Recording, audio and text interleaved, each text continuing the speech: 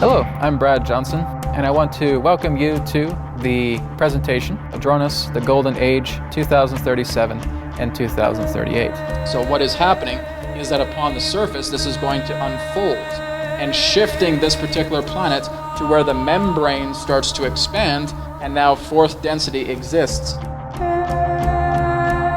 What Adronis is going to be talking about is moving ourselves into a brand new era where we are actually going to experience a physical transformation from the physical body. When we get into 2037, there's going to be a lot of shifts, a lot of transformations going to be happening up into that time. And it will feel like people who are moving into the next density will start to feel like they're living in two different worlds. They'll have the physical world, and then they'll have the world that is the next world, representing that of fourth density. So Adronis is going to go into greater discussion with this and finding out exactly what each of us can do to help ready ourselves, prepare ourselves when we come into that particular time. It is the end of a cycle.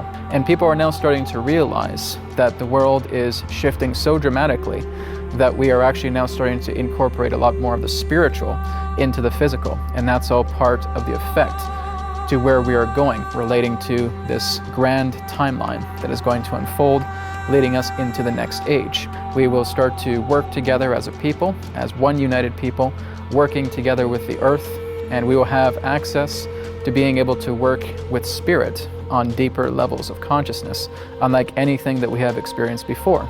So with 2037, 2038, there's going to be a lot of changes. It's going to be a new era upon the planet, and Adronis is going to be instructing exactly what we can do through ourselves to help move into that new phase of life.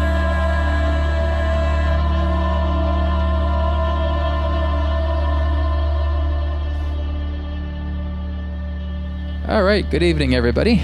I have what's known as the healing code cards up here, okay? These are just little samples if you guys want to hold them for a few minutes, and you can put them back and you can share them around. I have healing code cards here for the third eye, for the lungs, for the sinuses, for the spine, a headache eliminator, a pain eliminator, a kidney enhancer, and an immune enhancer. So basically how you use these cards, they will be coming out in November. I was hoping they would be available for the Expo because I wanted to sell them here. Basically with these cards, all you're doing is you're gazing at them for a total of 60 seconds. After 60 seconds, you can just kind of put them on your body like this. You can put them on top of your head, and you can leave it there for another 60 seconds or for a few minutes. And these things go to work after that 60 seconds. So they start boosting your immune system. They start opening up your third eye. They start working with your headache if you have a headache. Pain eliminator, if you have any pain in your body. You just tell the card where the pain is, and then you look at it for 60 seconds, and you can put it upon anywhere of your body, and it'll help to eliminate it as well, too. So this is available for you guys if you want to come up and give it a shot. Yeah. That's why I got the little table here. So. No, I won't be showing slides. No. Yeah, you can just come up, and once you're done with the card, you can just put it back on the table so others can try it, too. Yeah, there's more cards, but these are kind of the good main cards, I think. It's good for the group. So there's 36 cards in all. The website is called healingcodecards.com, okay? Website is healingcodecards.com. You guys can grab the digital version. The online version is available right now. Again, the printed version is going to be coming out in November. It'll be available on Amazon and through my website too, which is newearthteachings.com. We are going to go ahead and get started with tonight's presentation, which is called Adronis, the Golden Age, 2037 and 2038. Has anybody here heard of Adronis? So you can just raise your hands. Okay, yeah, about 3/4 of the group. Pretty good. Excellent. Okay, so for those of you who are not aware of Adronis, have you guys heard of Bashar, Abraham Hicks, Seth? Yeah. Ra, Carla Ruckart, Law of One, all that. Very, very similar to that, okay? It is me channeling this being that I refer to as a multidimensional mentor. And he is a consciousness existing within the star of what we would know as Sirius A, the brightest star in our sky, the dog star. That is where he exists. But he would exist in what's known as the 7th density plane. He was, when I first contacted him 10 years ago, in the 5th density plane. And then after 2012, I shifted again, and then he shifted. And then he went into the 6th density plane. And then just recently, here in 2019, several months back, he shifted again from 7th density because I shifted, working a lot more deeper with spirit, rather than the idea of guides and angels and all of that. So basically, I'm working much more with the working much more with the spirit energy or God. So again, when I'm going to bring Adronis in tonight, he is going to be giving the presentation about the Golden Age, about 2037 and 2038. So we have a date now relating to the harvest, that of 4th density. Okay.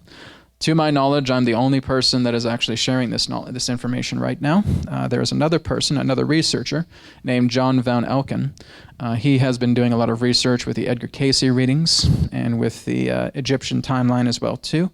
And he has also shared that there's going to be some great changes taking place in 2038. So through the Edgar Cayce readings and through the Egyptian measurement timeline, what that is what's known as an Egyptian inch. And they were able to measure the king's chamber and actually being able to apply it using what's known as the pyramid inch. And through this measurement, they were able to accurately discover when World War I happened, when World War II happened, the birth of Jesus Christ, the fall and rise of empires, complete and totally accurate. And what they have also shared as well, too, is that 2038 is the end of the timeline. So that's where it stops. So something is happening in 2038 where the idea of the cycles will change. And Adronis is going to be talking about this altogether. I actually only discovered this information about John Van Elken when I started to get the information myself, that 2037 is a big time. It's a time of the harvest. It's a time of moving ourselves into 4th density. So again, I'm not going to stand up here and blab. I'm going to get Adronis to stand up here and blab. So, and he is going to share some information about that altogether. After the presentation, which will probably be about 45 minutes to an hour, we will have open Q&A. Okay, so if you guys do have any questions, Sue is going to be moderating the Q&A. So if you guys do have any questions, there's an extra microphone right there, and you just keep your hand raised, and Sue will be choosing who wants to ask a question. You can ask Adronis absolutely anything you want. Okay, anything on your mind, personal, general, anything goes. All right, no holds barred.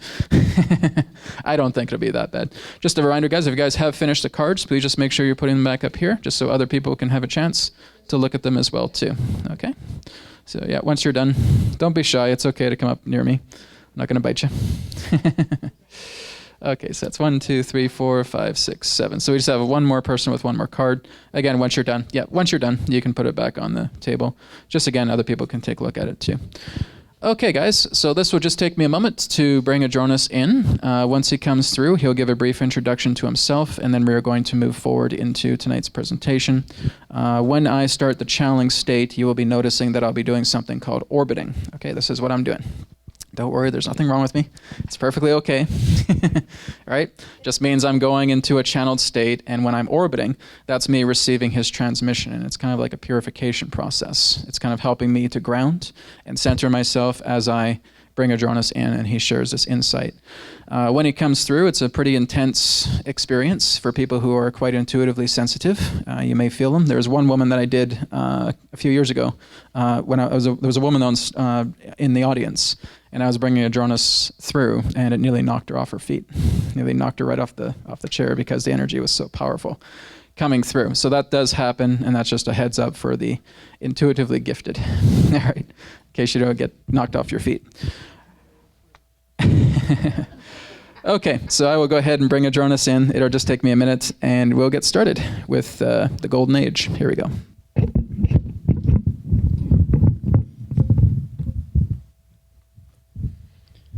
And Adronis talks loud, so I think we'll be all right. Okay, here we go.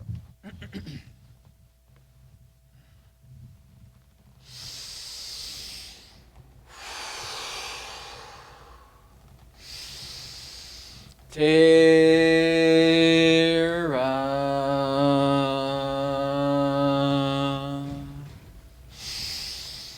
Soul Star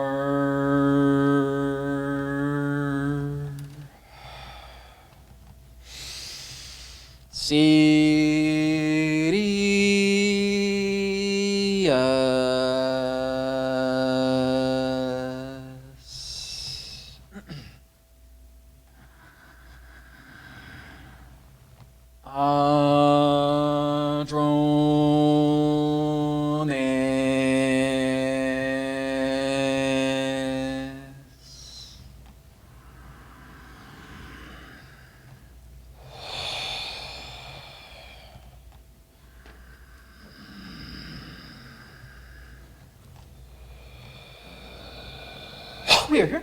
At this time, we bid you greetings, and thank you very much for the opportunity of this interaction today. I am Adronis of Sirius, sending love, appreciation, and gratitude to all who are tuning in to this transmission through your group collective consciousness. How are all of you this evening of your time? Great. Good to see you're all alive out there. Better than dead.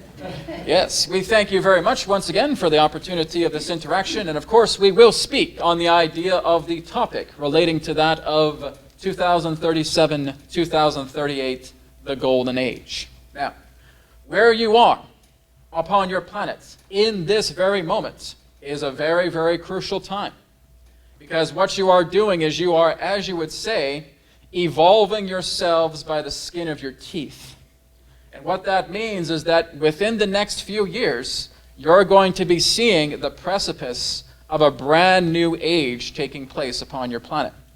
This is going to represent the fall of everything that you would understand as corruption, the fall of what you would understand in that sense pertaining to control, or in that sense heavy aspects of domination, tyranny. This is all going to be dissolving away completely. As you move forward between now, 2019 to 2024, you will start to see much more dismantling taking place. You will see a lot of work being done behind the scenes as it relates to what you would know as your old agendas dissolving away.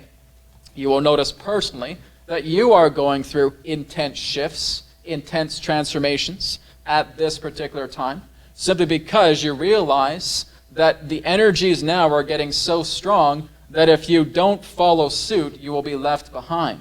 And what that means is that many of you may just start to go stir crazy, because the energies now are getting so strong, everything is changing so dramatically, that you are noticing that people in that sense that are not following an inner path are feeling like everything is just falling apart at the seams around them. They're having problems with their work, they're having problems with their family, they're having problems with their partner, they're having problems with their children, they're having problems with their financial matters, their careers. Everything is now in an uproar.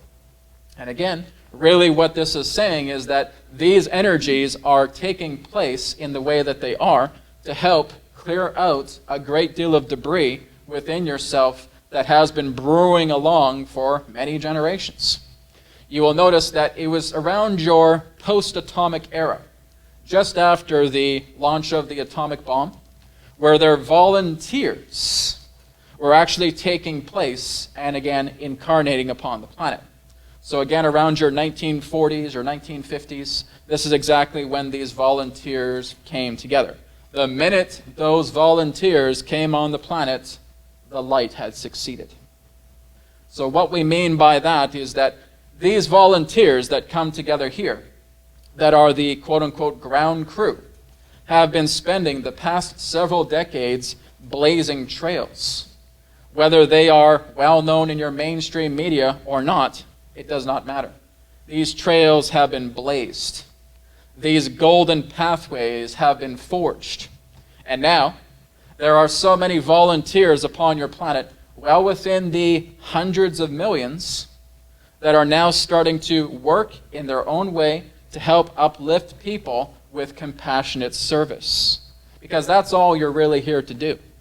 Is when you are part of the ground crew, you work as a compassionate worker. You work as a force of energy that is surrounded by love, shrouded by compassion, and helping those in need. And the more that the world starts to do this a lot more, you will find an easement with where you are going in the times ahead.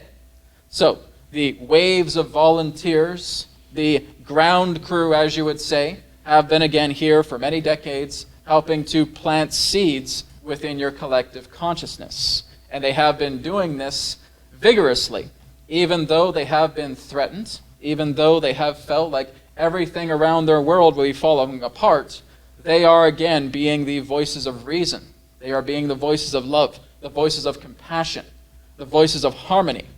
In fact, many of you are gathered here in this place where many of them here are available to you, offering services, helping out in that particular way. It does not really matter to us about how you do the service. It does not really matter to us whether you decide to do this for personal work or whether you do this for business. It doesn't matter. The fact is that you're doing it. The fact is that you are helping people out. The fact is you are helping to completely scrub away a great deal of shadow and debris and distortion from hundreds, thousands, or even many thousands of people's lives. So again, this is where we say, honor those people that do this work, because it is one of the most challenging forms of work ever, because there is very much a contingency that has done absolutely everything they can to try and keep yourselves immersed in shadows, to try and keep everything silent, to try and keep things in the dark.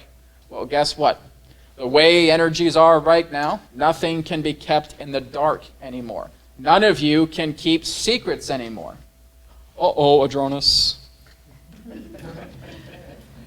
Well, that's how it's going. Because what you're developing yourselves into is becoming an intuitive, an empathic, a telepathic race. Which means that when you get into the time of crossing over to the next density, that's what you will become. So, we are now going to talk a lot more about the Golden Age. So, the aspect of the modern age, as you would know it, ends December of 2037. So, what that means is that when you start to come into the year 2037, there will indeed be a prophecy that has been shared for thousands of years that will therefore come into light. This time represents that of the event being 3 days of darkness. And so that 3 days of darkness is something that has happened before in your ancient past. It has happened approximately 12 to 13,000 years ago. It has also happened approximately 24,000 to 25,000 years ago. In fact, it is something that your Native Americans have experienced. It is something that your ancient Maya has experienced. It's something that ancient Egypt has experienced. It's something that ancient Inca has experienced. Many of these ancient cultures have experienced this particular time relating to a darkness period. This symbolizes the reset. This symbolizes the end of a cycle or the end of an age. And the end of your modern age will be happening approximately around December of 2037. Those of you who are bound to fourth density may not even experience this aspect of change, because what will happen is around that time you will wake up one morning and find yourself completely on a different earth. And you have no idea how you got there. This earth that is being prepared for you has absolutely no forms of human structures on it whatsoever. There is no houses, there are no buildings, there are no monuments, there are no idols, there are nothing in regards to any form of artificial construction. In fact, there's no clothing. Which means you get to run around naked in the bush. Maybe with a fig leaf or two. But it is very much in that way the understanding of another Garden of Eden. Only this Garden of Eden is the entire planet. Now, when you look at this fourth density Earth, yes, it does look a lot different than your third density Earth. Yes, there's still a blue sky. Yes, there's still water. Yes, there's still land. Yes, there's still forests. But you will actually discover a pristine planet that has been completely left untouched, which means there has been no forms of ancient extraterrestrial mining. There has been no forms of, shall we say, pollutant disasters, no forms of toxicity. The air is completely clean. The water is completely pristine. In fact, if you look at your ocean water upon the fourth density, you would feel that you're actually closer to the Caribbean. It is absolutely pristine. It is clear. You can see all the way to the bottom. When you go to many of these areas that you will discover, you can see the ocean. You will also notice that when you go to the fourth density Earth, another Earth will be sitting in the sky. That other Earth is the Earth you're on right now. So there will be a splitting of worlds. There will be a planetary mitosis. And we have been talking about this since around the times to when we first started channeling through this conduit. That the idea of the splitting of worlds is the idea of the third density, Earth starting to move itself into a Stargate-like experience and moving through a type of mitosis like how you would see cells divide.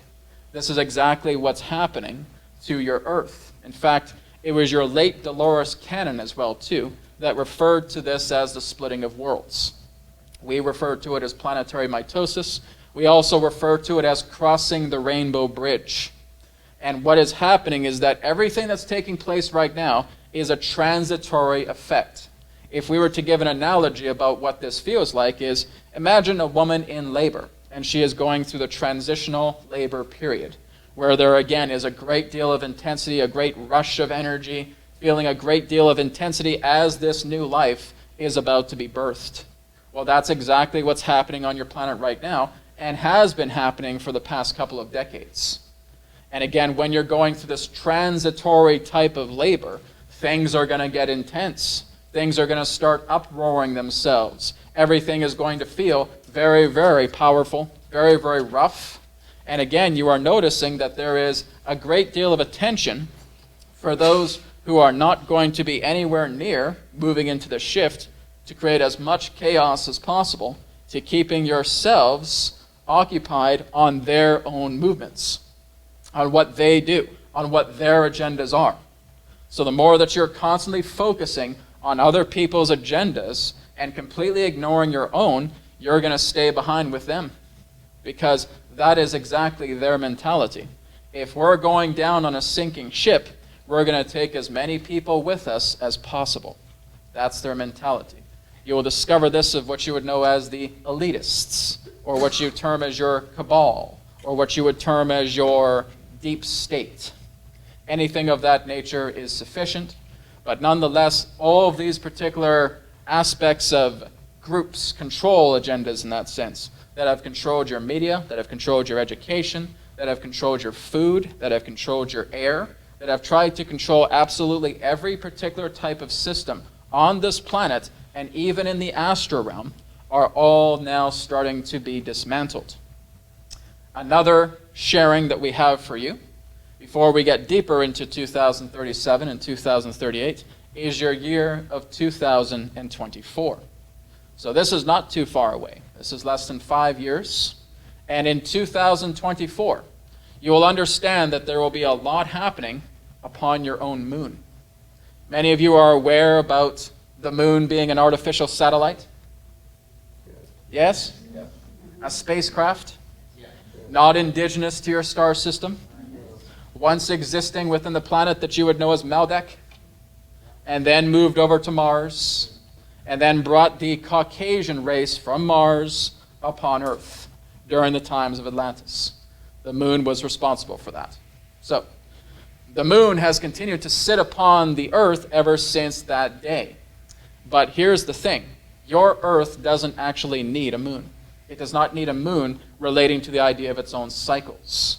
It has only aligned itself appropriately in the gravitation of your orbit to sit together in a state of complement, relating to the idea of the continuous sense of cycles within your planet pertaining to the magnetic field. But what the moon has also been doing is that it's been blasting frequencies upon the planet. And this blasting of frequencies has to do with heightening of emotional states. If you were to look at the moon's condition approximately 10,000 years ago, you would discover that its own voltage, as it were, its own volume pertaining to this frequency bombardment was at a very low setting. Fast forward up into this very moment of 2019, that dial is now cranked to the maximum. And now it can't do anymore. What is taking place upon your moon right now has to do with the type of intervention involving what you would term as human guardians. These guardians, in that sense, are very much similar in appearance to many of your culture upon this planet, but they are ancient. They are an ancient human race. And they have come upon the moon at this time, and they are now working together in states of negotiation to, at bits at a time, starting to dismantle your moon altogether. By the year 2024, your moon will be completely deactivated. So therefore, the frequency bombardments that are happening around your planet right at that time will cease, meaning that cooler heads will prevail, meaning that there is no more feelings of emotional intensity taking place based upon all of the aspects of frequency bombardment that your moon has solely been responsible for. Now again, when you are looking at the moon, this has to do, again, as an ancient base. This is an ancient spacecraft. This is an ancient laboratory. This is an ancient monitoring station. There are currently 40 different races existing upon the moon at this time. One of those races does involve humans of your planet that have had installations upon the moon since your late 1940s and early 1950s. And many of these particular monitoring stations, in that sense, were actually custom built for humanity in a very small pocket, we will say, at the back side of your moon, what you would refer to as the dark side of the moon. Making sense to everybody? Yes. All right. So that is therefore going to be deactivated around the time of 2024.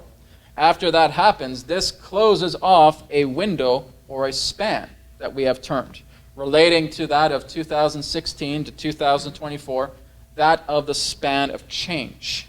When you move into the 2025 to 2036, this will be the span of renewal, which means by 2025, that moon will no longer be operating in regards to emotional intensity. In fact, we could basically say that the idea of your agendas pertaining to that of the deep state or the elitists will be dead by that time.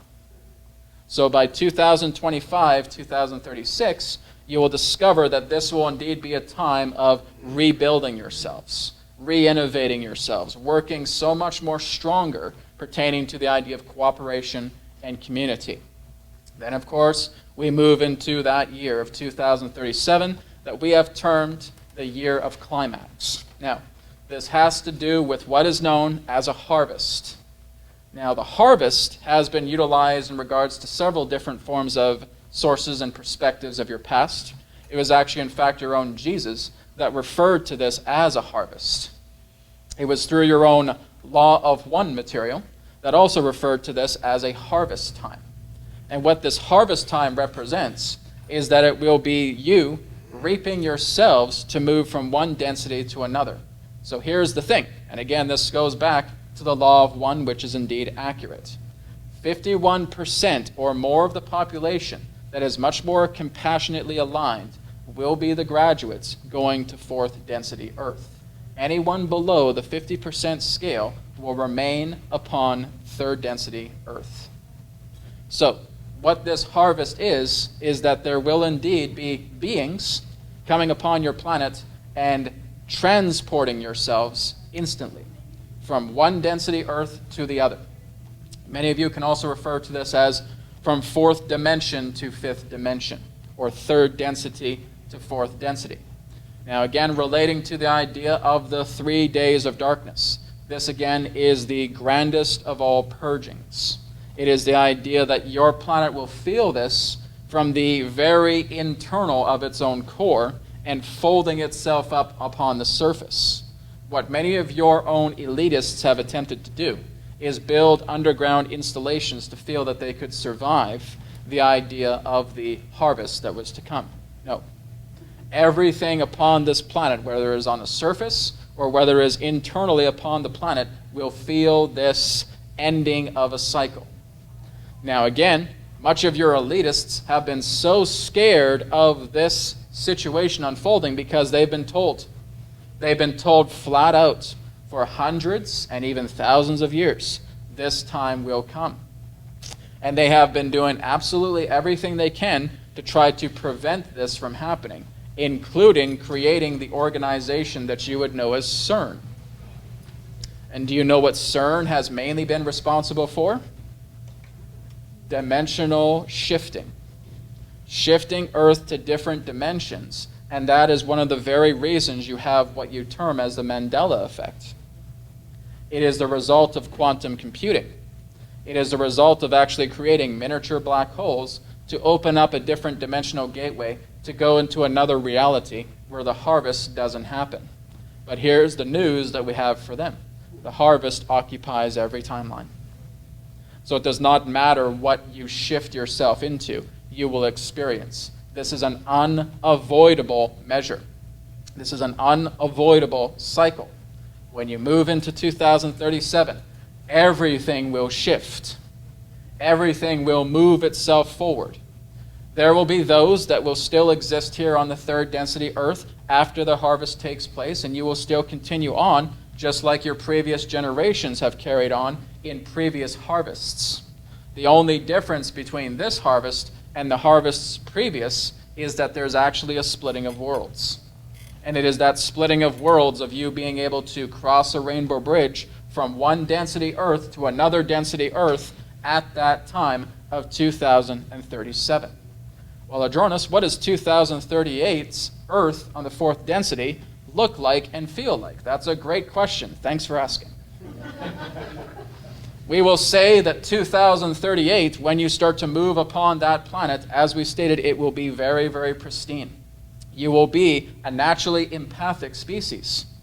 You will actually start to discover that when you move into fourth density, the idea of extraterrestrials will no longer be a questionable understanding for yourselves, because you will start to feel, you will start to experience an amplification of your own senses, perceived 100 times greater than now, here in third density.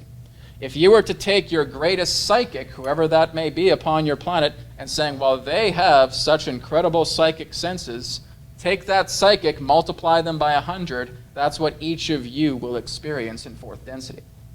You will become much lighter. Your body will operate in a much more lighter form. You will still have a quote-unquote flesh body, but you will notice that there will be an increase pertaining to the idea of silica within the nature of the physical body, occupying fourth density Earth. You will be much more in alignment to the astral realm than you will the physical realm. Now, it's important for you to understand that the physical realm still is an astral realm, but it is an astral realm that contains a great deal of suppression technology. It's like looking at something through a prism or through a lens. And it is basically being bombarded by these frequencies that are keeping this particular dimension completely solidified in the way it does.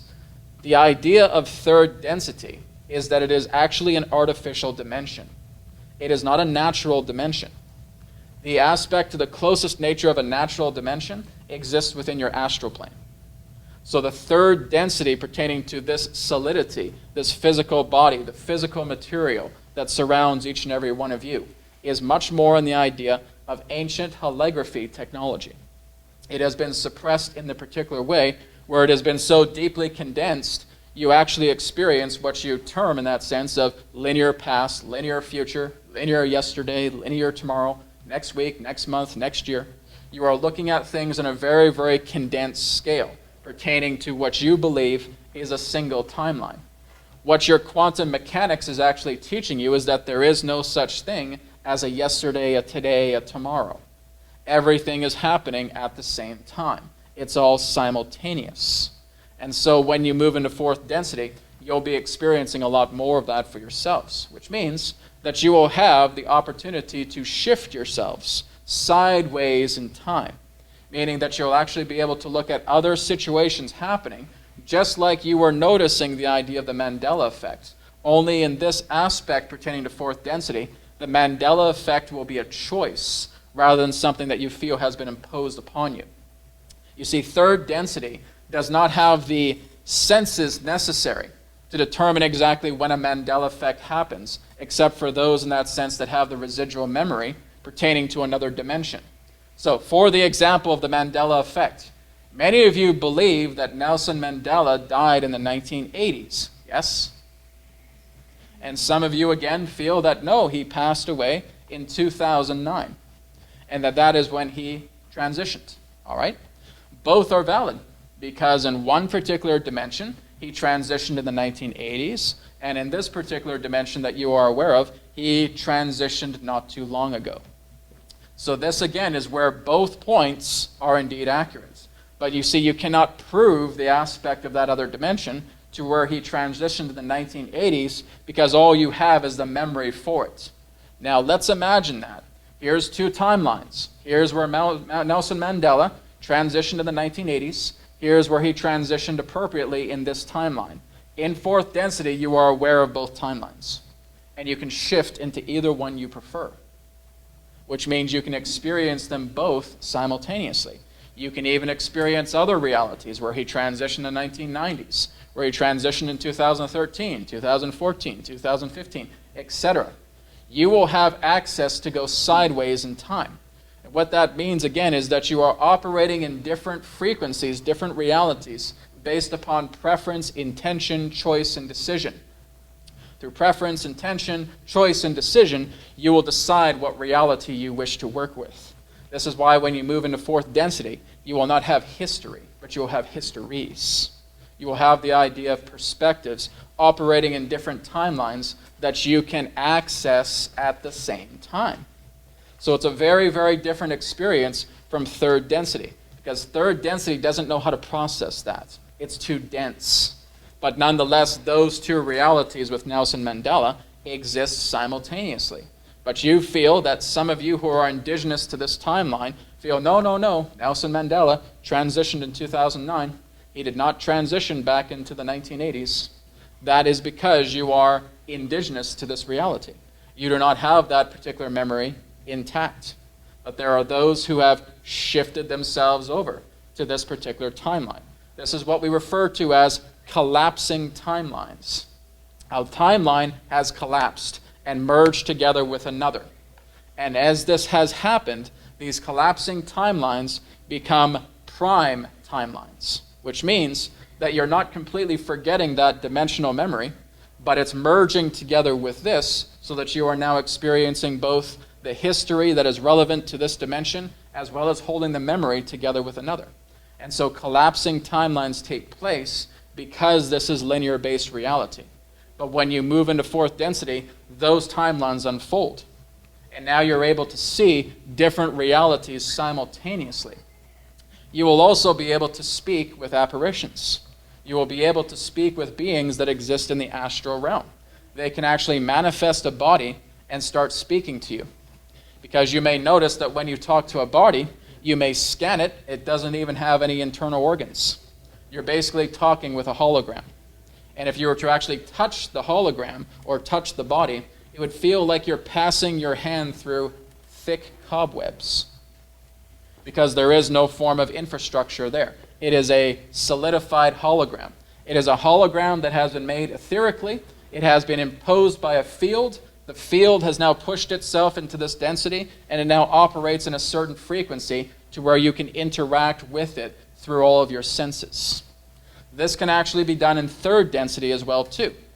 Masters who have been able to thoroughly discipline their mind are able to bring in a duplicate body of themselves, manifesting it together into this reality, and you can actually talk to them.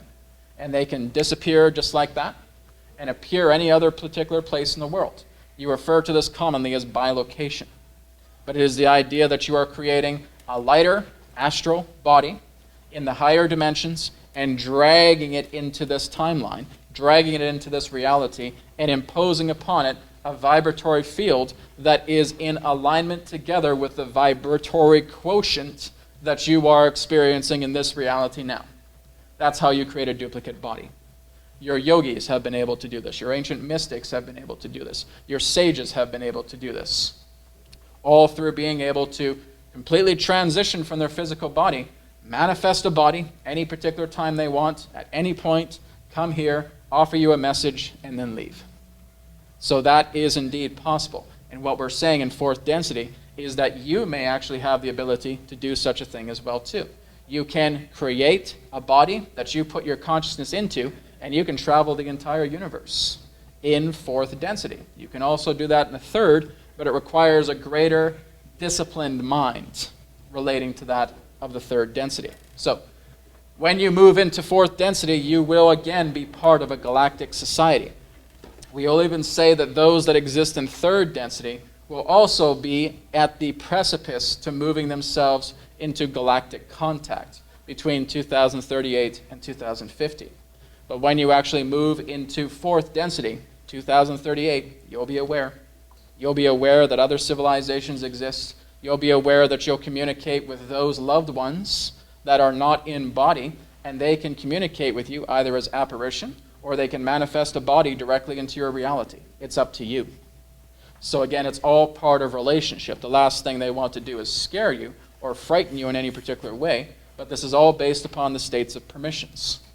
When you come upon this earth, yes, you will certainly eventually rebuild structures. But again, everything will be in harmony with the earth. You will notice that you will live very similarly to how your Amish lived and to how your Native Americans lived. It'll be very much in that form. You'll also start to work with crystals upon the planet. And again, it will also relate to the times of Atlantis, where everything in Atlantis was operated by crystal intelligence. Are you aware of this? Yes, it will return for all of you as well too. So again, there will indeed be cities, platforms in that way, structures that will be created. Yes, maybe your own clothing if that's what you enjoy. But it's all entirely up to you. The ball is in your court. That's what's awaiting you in fourth density. You will also discover that you will notice that there are species in fourth density that you once thought were extinct. And they will be available in fourth density. There are also going to be, in the third density reality, many of these species that you thought were extinct returning in specific areas of the planet. Here's the thing. Mother Nature never allows any species to become fully extinct. They will be veiled across another dimension, or they will be completely picked up through an art craft and taken off into another dimension until a certain time comes where they will be appropriated again upon your planet, but not one of your species on your planet has ever gone fully extinct. There is the belief that they have because they can't find these species anywhere. Of course not, because they have been veiled. They have been retrieved. So again, nothing upon your planet is ever given the permission for full and total extinction. They always exist somewhere. This is why when you notice that upon your planet, there have been many different forms of stories relating to people seeing dinosaurs. That there is the idea that a pterodactyl will at times be shown for a very, very short period, crossing into your dimensional plateau and then vanishing again. Well, this is the idea in that sense of crossing intersecting dimensional lines, and they only exist for a certain period. Now, this may also surprise you, but many of you have actually crossed into different dimensional Earths for only a very short amount of time before you come back into your own indigenous Earth that you understand. This is happening all the time. Because here's the thing. What is your Earth? Can any of you share? Is it round? Yes. Is it hollow? No. It is a honeycomb Earth. It is a clustered Earth, which means it contains cells. It contains pockets. So when you actually go into the interior of your Earth, you will find certain forms of structures that look very, very similar to what you would find within a beehive, representing that of honeycombs. So it is very much like your body. If we were to basically take your body, drain all the fluids out of it, would it actually be a hollow body? Well, there'll be hollow sections, but no, everything has its own infrastructure. Well, it's the exact same thing with the Earth. The Earth has its own infrastructure. Now, there are two hollow openings at the northern and southern poles of your planet, but these are portals. And these can actually take you into different dimensions because the majority of the interior of your planet exists in fourth density. It is mostly what you find upon the surface and in certain vaults around the subterranes of your planet that actually remain third density. But most of your planet, looking into the idea of volume, approximately 77% of your planet actually exists in fourth density already because that's its infrastructure. So what is happening is that upon the surface, this is going to unfold. And as this unfolds, this is what's encompassing you in a type of cocoon and shifting this particular planet to where the membrane starts to expand, and now fourth density exists through an unfolding. Again, it's like looking at a woman giving birth to a new child, or a cell dividing upon itself, but the cell that's dividing upon itself is actually creating another cell that exists in another dimension. And those that are in the alignment to when that cell divides will be taken to that new planet in alignment as it happens through the planetary mitosis. But 77% of your planet is already fourth density compliant. Now, when we basically have spoken that if we look at your entire Earth, we would say that your entire Earth right now is fourth density compliant, because the surface is now going through all these particular changes and shifts and alignment it needs to be in so that it can therefore cross to the other side, cross to the other dimension. So we would say that when we look at Earth, it is already a fourth density compliant planet, and it has happened since 2016, because that too was a year of a great shift. So when you continue to work together with yourselves, bringing yourselves up into the higher compassionate scales, which means give a lot more compassion to others than you do yourselves. And that's how you become a graduate moving into fourth density. That's how it's done. So open a door for a person and smile. Say hello to people on the street. Everything that you do, saying, will this help to serve others? And that is the alignment necessary to move into fourth density, because it is a compassionate domain, which means everything pertaining to the corruption, to the pollutants, to the toxins of everything that's been happening pertaining to distortion here in third density will not be riding forward in fourth density. The people that occupy fourth density are of a very specific frequency, meaning that they would never, in any particular form whatsoever, do harm to their planet, or to each other, or to the animals, or to the life upon it. It will be a very, very pristine world. We understand that when many of you look at this and saying, Adronis, this must be some type of pipe dream. Well, again, if you look at it from that perspective, you can only imagine this reality in a third, and that's where you'll be. It's when you start to work together with compassion, it's when you work together with your inner selves that you will discover that this actual shift that's taking place will not seem so far-fetched, because you'll feel it.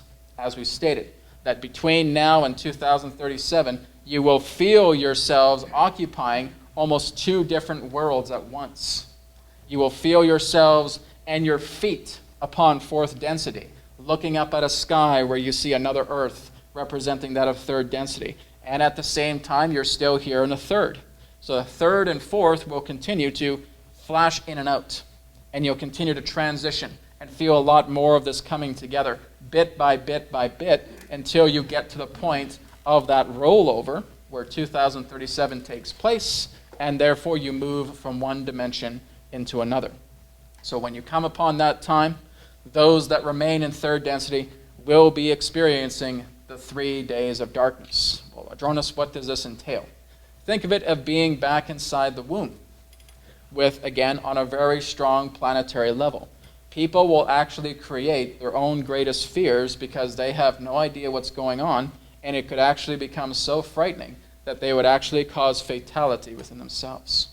You see, it's not actually a doomsday prophecy. It's not a catastrophic event that's taking place. In fact, your Native Americans have already talked about this time, and they too are not even afraid of it. It's a time of great reflection. It's a time of being born again, just as your Jesus said. Everybody is born a second time. First time through the water or the womb of your mother. Second time spiritually. And it is a spiritual unfoldment. And those who are born a second time will go to the new earth. And that again relates to the energies of compassion. It's okay to be afraid. It's okay to be uncertain. But nonetheless, you know that as you do this work, love is always guiding you. Support is always around you. The work that you require yourselves to do is not that of a difficult task. It's the idea of shedding all this excess weight, because that's what the energy on your planet right now is telling all of you to do in the first place. Shed this unnecessary weight. Shed this unnecessary skin. For it's like a snake that's shedding its skin. and is able to leave that skin behind. Well, Adronis, how will this effect happen, pertaining going to third density to fourth density? The third density body itself will be left behind. You won't be taking the third density body with you. Basically, for some people, it will feel as if you've died, and your third density body remains. For some, it will actually feel like you've just disappeared from this third density reality. You are here one moment, you shift, and all of a sudden you're in a fourth density body. The third density body cannot go for the ride because it is not compatible with a fourth density matrix. It will basically obliterate itself. So this is why quite a few people that shift from third to fourth will have their physical body left behind. People will look at that body, and in the words of the late Dolores Cannon, what a poor person. They died believing in all of that stuff.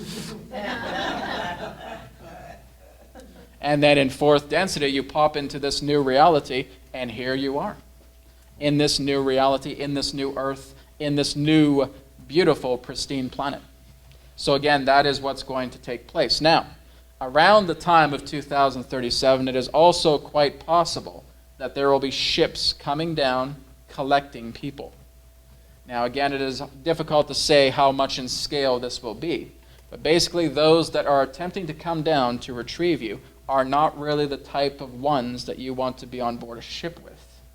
So if there is any particular invitation regarding to a ship upon that time, our recommendation, refuse the offer. These again have to do with those that have been feeding off you for quite a very long time, and they will play any particular type of trick in the book. This also goes back into the time of what you would know as your biblical proverb, where the idea that many people will be tested at this time. Saying, oh, hey, we're here to take you off this planet because all this shift is happening. You ready to come with us? Okay, I'll go with you.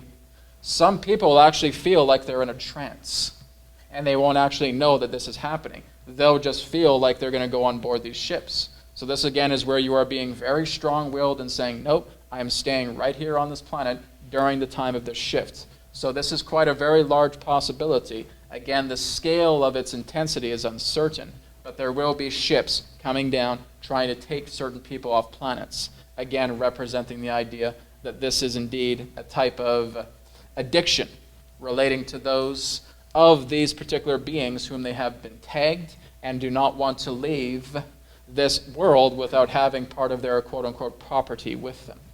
And so be very, very wary around that time. Should there be any particular crafts coming down around the time of 2036, 2037, 2038, we recommend do not get on those ships. All right? We thank you very much for the opportunity of this interaction regarding the Golden Age, 2037 and 2038. We will now open up the floor, as it were, and begin an open question and answer period for all of you. Please feel free to work together with your moderator in any way that she feels is appropriate, and we are happy to take any questions from you. Thank you.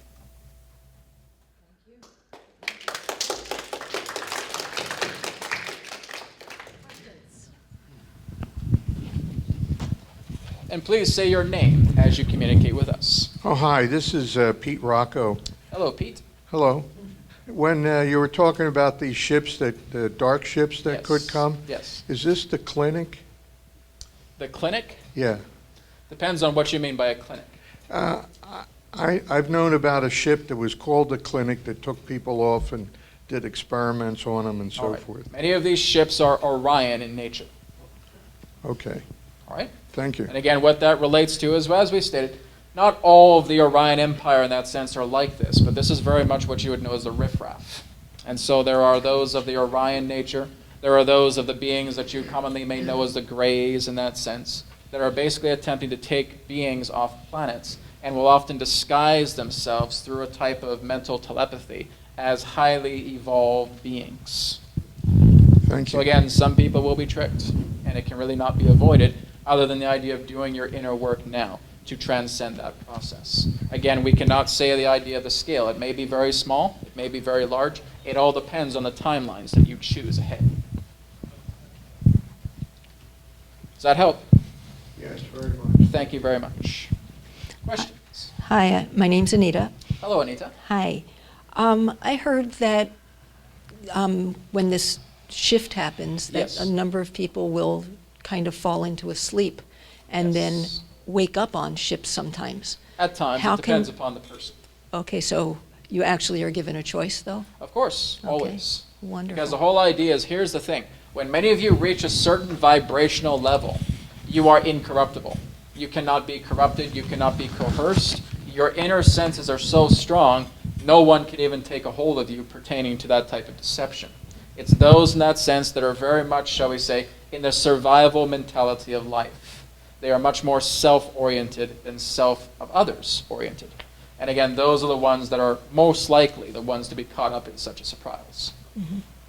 Now, it does not always have to relate to the idea of sleep. As we stated, it may relate to the idea of a trance, Right. where you're not even fully aware of your surroundings, you're just entranced. It feels like you black out.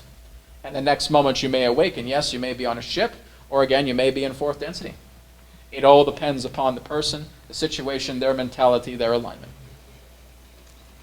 All right? Thank you. If This is why we say, again, be very steadfast and aware that when that time approaches, because you have 18 years, that when that time approaches, you are very, very centered in remaining here to move up from one density Earth to the other. Those that leave the planet will not be able to go to fourth density. You have to be here.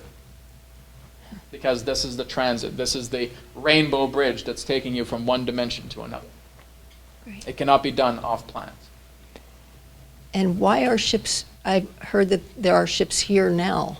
There are many ships here now, yes. Yes. Some with different orientations, different agendas, as you would say. There are those of what you would refer to as the Galactic Confederation of Planets that are actually here right now, and they are, shall we say, creating perimeters upon these planets so that there's no other interference coming upon this Earth, so that the Earth can go through her natural cycle, as we've just described. But there are still, in that sense, onlookers that have their own particular agendas in mind. Some of them represent the Orions, some of them represent the Greys, some of them, again, have different orientations that you've never heard of, but they, too, would want to act the same as taking certain humans off the planet at a certain time. Again, we are uncertain of the scale to when this may happen. Mm-hmm. It may be a little bit, it may be a lot. It all depends. It may not even happen at all, because that can shift as well, too. It all depends upon you. I have one more question, Yes. and that is, you had mentioned about seeing a second Earth from this Earth. Yes. And you had, I thought you said that that would even happen before the shift? Well, again, understand fourth density Earth will be aware of third density Earth. Third density Earth will not be aware of the fourth. So you will be invisible to them. So if you are on the third density Earth, for example, you could not see any fourth density beings. It's not within your alignment to do so. You may actually have telepathic contact, but you cannot see them in regards to their own vibratory states where they exist in that dimension. I see. In fourth density, yes, fourth density is aware of all the dimensions that are below it. So you will see the Earth, you will see the moon in third density, pertaining to the moon that you have right now. That moon is the only celestial body in your star system that's not moving to the fourth. Mainly because it is, shall we say, a technological artificial sphere. Mm-hmm. Its life has basically been taken right out of it. It still contains an aura of life upon the surface, but it is very much surface-based. Your moon would be hollow, not honeycomb. Mm-hmm. All right? Because it has been completely hollowed out. It is a satellite. It is a vessel. And it is not indigenous to the star system. It is the only body that is not uplifting. Every other body will uplift, which means you'll see 2 Venuses. You'll see 2 Mars. You'll see 2 Jupiters. You'll see 2 Saturns, etc. The third density equivalent and the fourth density equivalent. Very cool. And you all know that Saturn was once your sun, yes? Oh. And you once know Mercury was once your moon, yes? Mercury was once your moon, approximately 13,000 years ago, and Saturn was once your star, your own sun, many, many, many thousands of years ago. What was the sun? Your sun was Saturn. No, but what was our current sun? Your current sun, again, is the sun that you have shifted yourselves to to allow the survival of this star system to take place. So pretty much all orbiting bodies within the star system were moved over to that star after the Saturn sun was taken over. It is basically a dying star that appears as a planetary body. The rings around Saturn themselves are basically a restraint. It is a magnetic, in that sense, type of enforcement, a restraint altogether. It is the idea of what you would know as a particular type of control, and it was brought forward through what you would know as the Draconian Empire during a time of dissension. All right, does that help? Yes. Questions?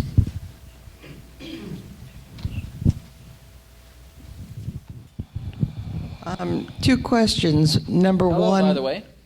Pardon? What is your name? Oh, Nancy becoming Gracie, so I guess Gracie. Nancy becoming Gracie. Yeah. You're becoming two different people. Yes. Ah, yeah, one for third dimension, density, one for fourth. Well, hello, Nancy becoming Gracie. Hello. Can we call you Nanacy? Call me what? Nancy. Okay, that's a All good right. name. What will this, quote, new race be called on this fourth density Earth? Like light beings or? Well, you could look at it in that particular way. You'll still be human in that way. We would refer to you in that sense of being advanced humans. Say it again, please. Advanced humans.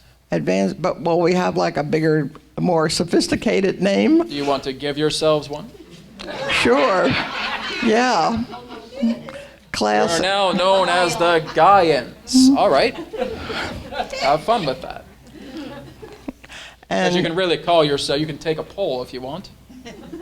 But again, it really doesn't matter what you call yourselves. You will become a fourth density species of human. yeah, not like the enlightened race or something. Well, again, enlightened race is, again, much more of a broader term, because the whole idea is that as long as you are a race, you're still learning. When you move into a state of enlightenment, you're completely at peace with God. You're still working on that, even in the fourth density. Not everything will be perfect in fourth density. You will still go through challenges. The closest degree of sickness in fourth density will relate to the idea of emotional stagnancy. And that will still happen to some of you. You will still have challenging times, but you will still be very much aligned to cooperation, community, and compassion. Well, if we're going to be like the Garden of Eden, we might as well call ourselves the oneness race. If you wish, Okay. take a poll. Okay. And on a personal level, am I going to have a little, medium, or a lot influence in this new future? Well, you would have to look at your reality right now. How are you feeling with everything that's taking place? On Earth now, or what Yes, you're saying? Here and now. Oh, I don't like what's happening right now. Because you want a better world, yes? Right. There you go. Okay. Those that want a better world and are doing what they can through compassionate work will be a part of such a new world. And there's no way to take everybody with us. Many of you would love that, but again, here's the thing. You all operate with free will, which means that your family member, because this is said to us a lot, Adronis, what about my family? What about my friends? What about my children, etc.? Well, first of all, with your children, you have nothing to worry about. Children are well ahead of you. But it's the adults themselves that will have much more of a challenging time because they have been on this planet longer and they have succumbed to the idea of greater programming and manipulation than your children have. So your children are actually going to be much more of the forerunners, much more of the leaders. But you have to understand everybody has free will. Because you have free will, you have to respect the idea that they have to make their own choices. Just be the example. Be the result of the person that you wish to be and nothing else. Help them if you wish, but again, ultimately it's their decision, just like it's your decision to move from one earth to another. Okay, thank you. All right. Thank you very much. Questions? It's Sue. Hello, Sue. What can we do to help Saturn? What can you do to help Saturn? Maybe give it blessings? Send it love? But here's the thing. Do not concern yourself so much about what Saturn is going through right now because your Earth needs your love, because that's the planet that you're on. So as you start to do a lot of your love work with the Earth and with each other, you have more love energy that you want to send Saturn, you certainly can. But you have to understand that the idea of Saturn's own, shall we say, situation will naturally unfold to a state of exposure. Because here's the thing. Many of you don't even know that Saturn was once your sun. And very few upon your planet actually realize this. In order for that aspect, for Saturn herself to move into a higher degree of love, the majority of your planet must be aware of this. And so allow it to move into a personal state of disclosure and exposure as it needs to. But if you wish, in your own way, you can send her love, because she too is a goddess. Love the goddess that Saturnia represents. Rather than seeing her in chains, seeing her as a free, light-giving spirit, and honor that within her. That's how you make a difference. Because everything that relates to enlightenment upon your planet has been heavily perverted into the aspect of demonism. Your divine feminine has been so heavily demonized upon your planet that when you look at the idea of Saturn, some of you instantly think Satan. And if you look at the idea of Satan, you instantly think of a devil. And if you look at Lucifer, you instantly think of the devil. No, no, and no. All of those are goddesses. Lucifer is an archangel goddess. Satan represents a priestess connected to Isis, that is connected to the star of Sirius, to which we exist. Even the word sin itself points to the idea of a Sumerian goddess, or the idea of the moon, which means everything that represents the sacred feminine has been so dirtied upon your planet that many of you think it is demonic worship. It's not the case. The demonic worship has actually been imprisoning these goddesses in capsules and actually causing them into a state of restraints because they've been attacked, they've been mutilated, they've been brutalized, they've been completely manipulated to the point where you feel as soon as you look at them, there is a grotesque, satanic, demonic energy that represents them. And that has never been the case. You have to look at the ones that were responsible for doing that, because those ones, in that sense, did not involve the goddesses themselves. That's the difference. Lucifer is not Satan. Satan is not even Satan. Sin is not Satan. These are all inventions created by a darker force that puts together these capsules containing once harmonious aspects of being in chains and manipulation. Do your research. Look into this yourself, and you will see it. All right? Questions? Hey, Adronis. Hello. My question is... Is this Laura? Yes. Hello, Laura. When we were in a much more advanced state and we existed in higher dimensional realities, we were vulnerable to attack even when we were in the upper quadrants of like dimensions 10, 11, 12. Yes. So when we move into like fourth density and beyond, what this time around gives us that extra protection to not be attacked by the Draconian Empire or Orion Group or any of the ones that have compromised us before? Is it because we've learned the lesson and we've learned greater protection and it's different this time, or is it a loop that's going to repeat itself? Those that have basically discovered the way of how to liberate themselves can no longer be opposed by the aspect of draconian rule. So it is the idea of you moving into a new membrane, a new veil, to where those that represent compassionate service, that are not in that sense completely in any way manipulated or associated together with any particular form of corrupt rule, they will prevent themselves from going into that particular alignment, and the result of that effect is veiling themselves into a new dimension where that universe itself is now completely, shall we say, secluded away from such powers. This has all been a learning experience for all of you.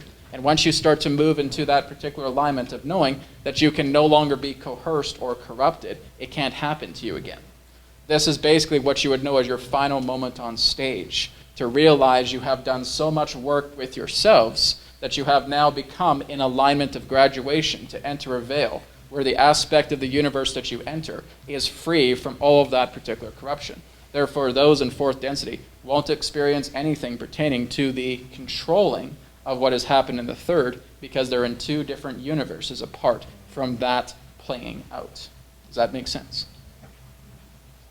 Yep. Thank you. Questions? Larry from Pittsburgh. Hello, Larry. From And thank you, Adronis, for being We here. are Adronis from Sirius. Yes.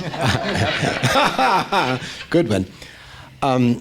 If you could offer some guidance on finding some balance, and I'll give you some thoughts on two different poles, if it were. Yes. One is what we're hearing tonight and all that you're sharing with us that is unknown to most of our population. One option I see, I can go out and spread this word to as many people as I can, and in many ways I have. But on the other side of this, you've spoken of working on my own soul, my own personal evolution.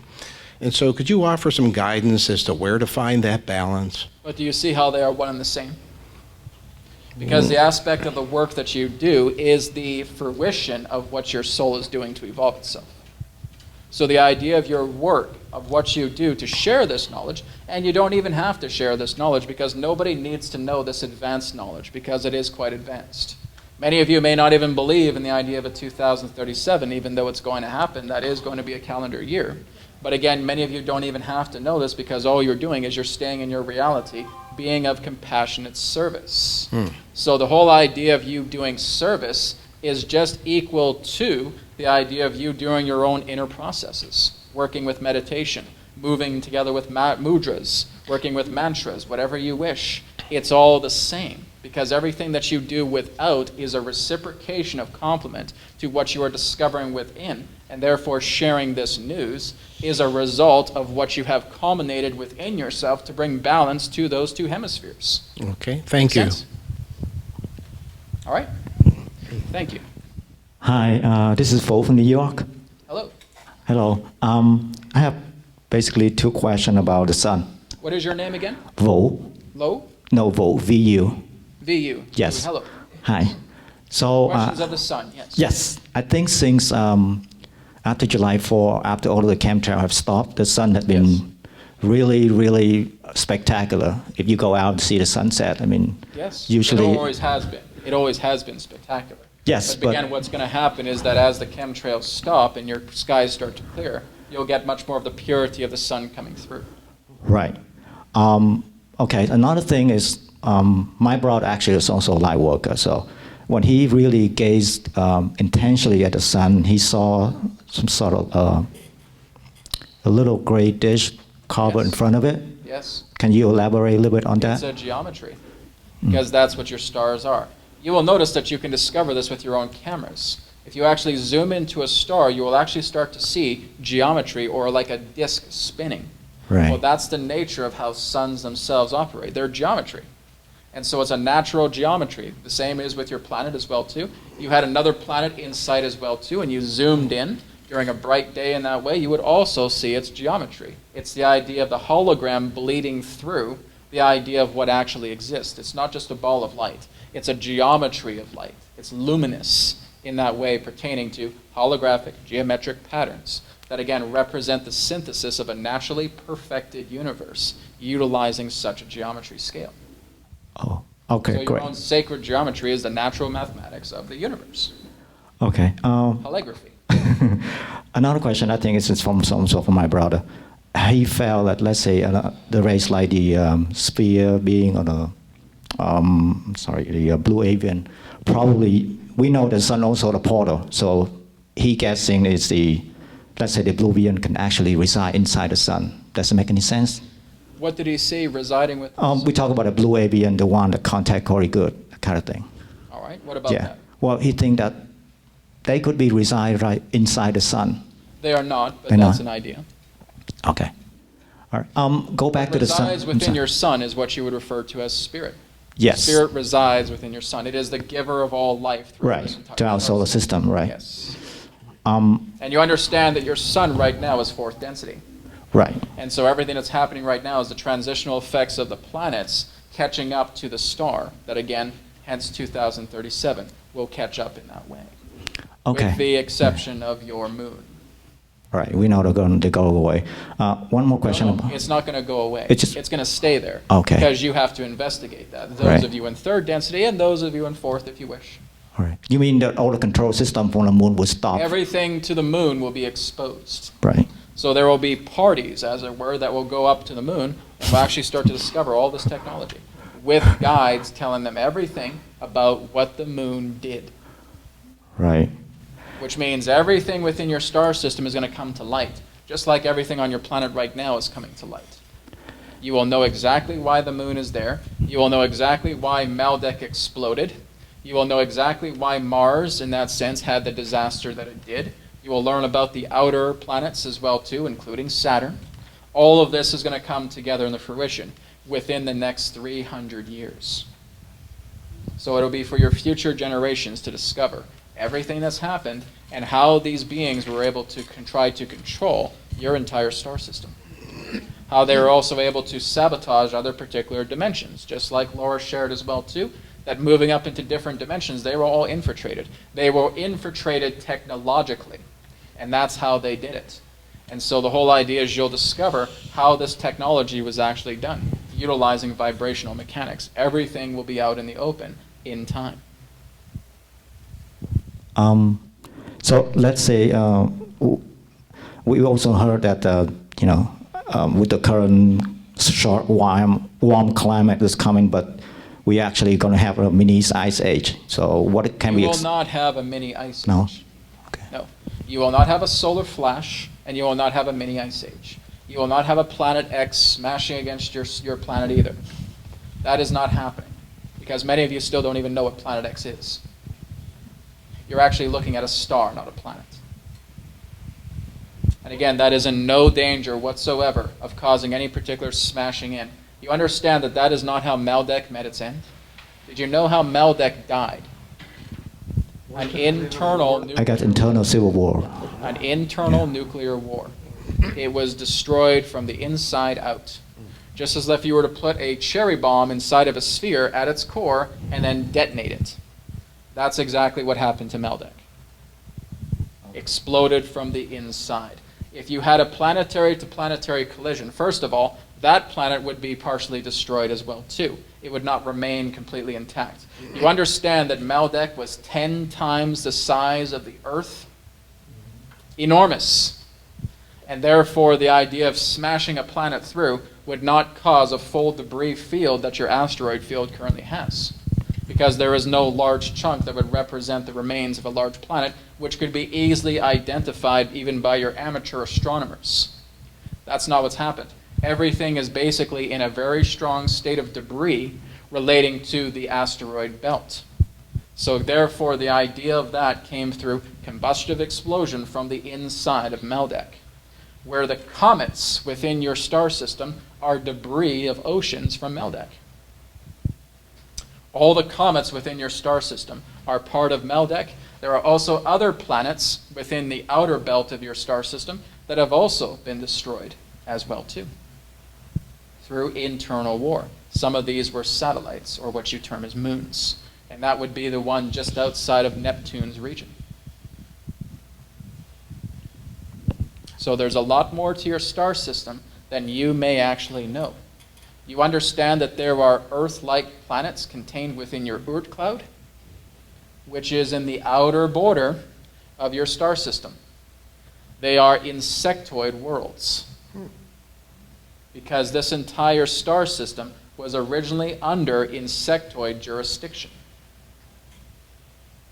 So basically, you could say that the insectoids, in a way, adopted you to allow yourselves to work with this planet, because this is indeed, by their own definition, their territory.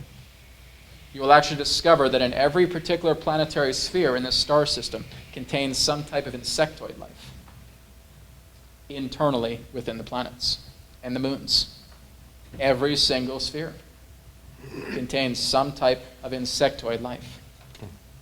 Some are reptilian as well too, indigenous reptilian, but mostly insectoid. Something else to put under your belt. To say, hey, I know this now, let me share you a story. Okay, I'm sorry. Just one last question. Yes. So going forward, what can we expect more from the glorious, vibrant sunset? Is that going to more What than can you that? expect from the witch? You know, beside the glorious, vibrant sunset and sunrise. Well, you can expect many things. Again, the complete and total exposure of everything that's been happening upon your planet. That is due to happen before the end of this age, which means you'll know everything. Everything that's taken place upon this planet before the end of the age, it has to come out. It cannot be bottled up. Any attempt to bottle it up, it'll overflow and it'll just splurge past that obstruction. Before the end of this age, you will understand everything that has been meant for the state of control on this planet, because it relates to the end of this age. It needs to be exposed by the end of this age. So you think you've seen a lot yet pertaining to exposure, you haven't seen anything yet. There's going to be a lot more shocking discoveries relating to the idea of people being silenced and what has happened to those people who have been silenced, to the idea of what you would know as advanced forms of understanding demonic rituals that have taken place through many people in that sense within your common media that have been responsible for it. You will see all of this unfold. There's a lot to be discovered. All right? That's, again, just a tip of the iceberg. Thank you. You will know much more about what's happened to extraterrestrial ships that have been shot down. You will know much in regards to what the military actually possess. A lot more than what you're being told. Think a little flying saucer is all they have? Oh, no. They have technology to completely enter a new universe. They have technology in that sense that could completely shift the orbits of this planet, that it can actually, in that sense, destroy other planets, but they do not have access to that type of weaponry. Think of it in the idea of what Nikola Tesla was able to discover and amplify that by many fold. That's what much of your government has had since the time of his passing. You have devices that can communicate with other planets. Practical, technological devices where you can see, you can hear, you can even plug yourself in, and you can feel exactly what the being is feeling that's talking to you. They have that kind of technology. They have Stargate technology. They have portal technology. They have advanced spacecraft technology. All of this is available. And this will continue to be discovered. Again, everything that is crucial to your development relating to what has been suppressed to you on a planetary level will come at the end of this age. And as you move into the next stage, you will notice you'll have access to much of this technology that they were denied in using. Because much of it right now is shut down, deactivated, taken away from them, put in vaults. So, looking forward to that? Yeah. All right. Hi, Adronis. I'm Jean. Hello, Jim. A quick question back about the Orions. I've always been confused when people talk about the negative aspects of the Orions because... Now, we are not saying that they are negative because they have been born into these particular forms of agendas, because there truly is an innocence to every single being. It's the idea that they have very much been coerced into this agenda because that is part of their upbringing. They have been designed to rule. And because they are also having the idea of their own genetics manipulated with, just like you've had your genetics manipulated as well too in the past. You were originally a 12-strand species, and now you're 2. Many of them in that sense are triple-strand species, but they too have also been manipulated as well too. So it's not the idea of thinking that they are quote-unquote evil. They are simply following an agenda through what they are in that sense in fear of, and fear of repercussions by what they term as a higher power. When I look up at the night sky and I see that the Orion constellation, I feel an overwhelming sense of peace, home, family. Are you able to talk about the, for lack of a better term, the original, the Orions before corruption? You have to understand that the Orion's belt, in that sense, even the Orion's belt itself, is what you would know as 3 of the most powerful portal systems in your entire galaxy. That's why there is a 600,000-year Orion War being fought over those 3 stars. Because that is the most powerful portal that exists within your star system. You cannot see it from your own angle, but they actually form a triangle. But you cannot fully see it from the angle that you are positioning yourselves in. If you were actually orienting yourselves together, they would form more of a triangular base. And you would actually see this very similar to what you term as your Bermuda Triangle. They are, in that sense, a portal system to where the grandest light from spirit actually came into the star system. You would think of it as what you would term as the crown chakra of the entire galaxy. That's Orion's belt. So the whole idea here is the crown chakra. And again, Arcturus would be, shall we say, second in line for that because it is a violet star. But the idea in that sense of Orion's belt actually brings in white light, spirit light.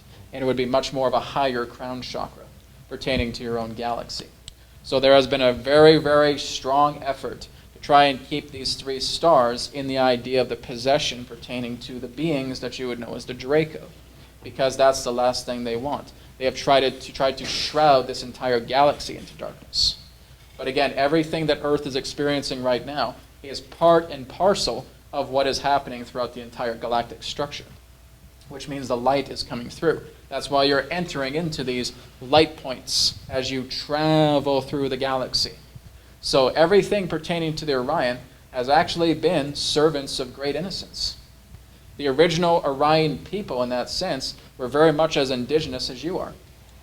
But many of them, in that sense, have been genetically manipulated, genetically altered, and many of them, in that sense, to actually form these forms of slaves.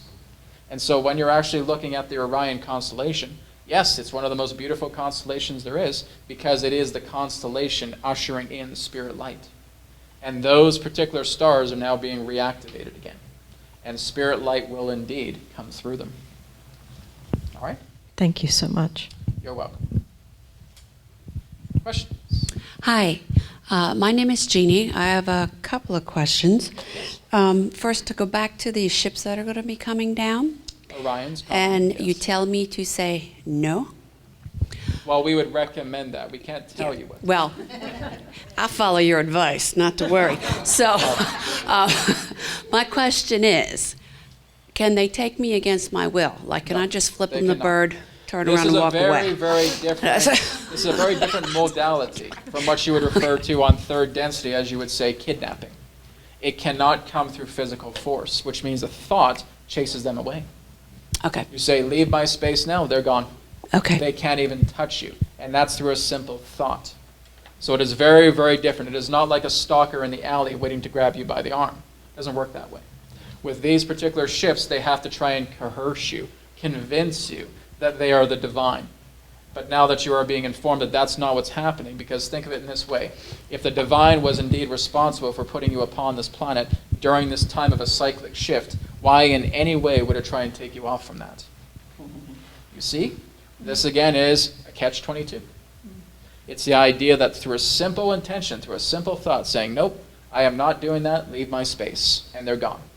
Simple as that. The moment that you retaliate with a simple thought, they leave your space right away because you honor your free will. All right? Okay, thank you. My other question is, Now, there's... first contact will happen, but in a much more softer, loving, gradual way. You're going to invite them on the planet. They're not going to invite themselves down. So, They have an open invitation to come see me anytime. Yes, it's always invitation. You're the forerunner. You're the runner for that invitation. Okay. My other question is, there's been a rise in ADHD, or people being diagnosed Yes. with this, I should say, and autism. Does this have anything to do with the ascension? Like, are these people stuck between two dimensions that they don't? Well, they may feel that they're stuck, but really in that sense, when you're looking at ADHD or the aspect of autism, these are false diagnoses created by toxicity, often found within vaccinations. Okay. So the idea of schizophrenia, the idea of ADHD or autism that way, are common symptoms found within the toxic metals contained within the inoculations many of you receive. So this too is going to be exposed, where in fact not one of you will really want to invoke any form of vaccination upon yourselves or your children once the truth is exposed. It'll die. And new vaccinations will be created, but many of you will know exactly what's in it, or to be safe. There are safe vaccinations, and there are vaccinations that can indeed help you. But again, this is all part of an agenda, just like your chemtrails, just like the idea of these pedo gates, etc., that have been happening. All of it is agenda-based, trying to disguise itself in plain sight, to feel like, oh, we would never harm you, we're the government. That's funny. And it is wonderful to hear your reaction, because now you see through the aspect of the deception now. So keep that up and spread the word. I work in a hospital, and I say all the time, first of all, they make us get a flu shot or we lose our job. Yes. So they give us a flu shot that does not work, Yes. and then they sell us the flu test Yes. to find out that we have flu, You notice how and you then are they sick sell us afterwards? the Tamiflu to Yes. cure our flu, Correct. which we weren't supposed to get from So the. in It's other a words, we'll pollute freaking you and we'll racket. cure you of that pollution. That's the whole idea. But again, you're not even cured because it's just more of these particular forms of viruses and other forms of agents that have been put into your body to deactivate certain centers to basically keeping you very numb. Mm-hmm. It's a numbness. It's like injecting yourself with Novocaine. And then it gets going into your own mitochondrial levels of DNA, and it's shutting down these important pairs. And again, these pairs become, in that sense, completely neutralized. But here's the thing, you can reactivate them again. And that, again, is following much more of a holistic life. Okay. I meditate daily. Is that something that would help against those things? Yes. Excellent. Okay. You may also want to look into what you commonly know as Ormus. Ormus itself helps to reverse these effects. What is Ormus? Is that like Orbitally organite? rearranged molecular elements. What you would know as monoatomic gold, monoatomic silver. Elements in that sense that are safe to digest that completely reactivate areas that have been shut down by vaccinations. You can also do this with pyramid technology. You can also do this with torsion waves. You can also do this with radionics. You can also do this with certain scalar technologies. You can also do this with crystals. You can do this with crystal grids. There's no shortage. You can also do this directly with spirit as you bond a harmonious connection with spirit. Spirit can take it all right away as you connect to the intelligence dimension, which will be discussed a lot more in detail through tomorrow's class that Brad himself will do. Spirit Ambassador classroom. Quote unquote. We thought we'd give Brad a little bit of leeway there. All right, thank you very much. Any other questions? Yes, hi, my name is Dawn. Hello, Donna. Hi, so most of this information is new for me, so right. although We I have, understand it's like getting a drink from a fire hose. right? Yes. So we will basically create a water fountain for you. Okay, so I have like 100 questions, but I'll just ask two. Like you, I guess you are not in a linear time zone then, because you seem to see the future. We exist in what you would know as the seventh density reality of existence. Okay. An angel, you would say. Angelic intelligence. Okay. And then I have a question, I guess, do all the planets in the universe go through their shifts in density at different moments in time? And then do these beings, I guess might tempt us or off the planet or whatever, do they go through their shifts? All right. And the answer to your first question is yes, every single planet goes through this naturally. Now, when it comes to your Earth, it is the only planet that is actually having induced labor. Okay. Which means that this particular situation of what's happening is actually being induced by a great amount of intervention because the takeover of this planet had been so severe that the aspect of intervention in this way was necessary. But through many other planets that are not often in that sense, as you would say, taken over by a form of dominating rule, no, this is all a very natural process. It's very much like how you would plant a seed in the ground, you'd water it, you take care of it, it starts to sprout, and eventually the bulb opens and behold the beautiful flower. That beautiful moment where the bulb unfolds and you see that flower, that's the ascension of the planet. okay, and like the Dragonians, I Yes. guess, have they gone through their shift of enlightenment? They have avoided it Okay. because they simply want to stay behind and rule. It goes back to the old saying that many of you have adopted as well too, maybe not in this group but in others. It is better to rule in hell than serve in heaven. And they want to rule in hell. Mm-hmm. Because that is their mentality. There is no other race that can really oppose them. And so it's very much like a bully who has never in that sense had a bully in their life. Mm-hmm. But this is happening now because Draco are now starting to turn against Draco. Because there are many Draco that are actually coming together in a loving, compassionate sense. And many of them, in that sense, are moving towards the light. Which means this is all part of the beginning of the end of their own empires as well, too. It is going to crumble. Mm-hmm. Okay, thank you. All right. In fact, you would say that there are actually many Draco officers contained within your galactic confederation of planets that work together harmoniously with humans. Now, there are many different types of Draco. There are Draco that are human-like. There are Draco that are reptilian-like. There are Dracos that are dragon-like. There are Dracos that are gargoyle-like, etc. There are different types because they have worked together with many different bodies. In fact, you will find many of the common seed races can also relate to that of Draco or Draco souls. But some of these particular Draco in that sense will actually basically try to create clone bodies and try to work themselves through the idea of these clone bodies. But again, clone bodies have very strong limitations upon them because they are much more manufactured by physicality, and that too is a limitation. Many of you believe that many of your leaders themselves have been cloned. Yes. No. Clones in that way are too dumb. And we're going to explain that because the whole idea is if you're looking at a clone, you're looking at a soulless being in that way. Now, basically, these soulless beings can only operate through certain, shall we say, forms, because they are often created through what you would know as organic microprocessors, contained together utilizing certain currents of energy to imitate that of a synthetic vitality field. The synthetic vitality field is absolutely obsolete, contained to the idea of a soul vitality field. So the clone in that sense is very simple-minded. It cannot really do a lot of particular tasks. It's what's known as a programmable life form.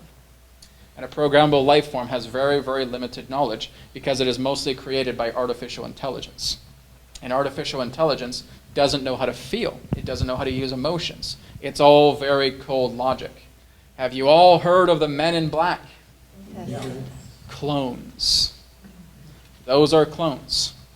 Now, what has happened mainly with your leaders upon your planet? There is a phone ringing.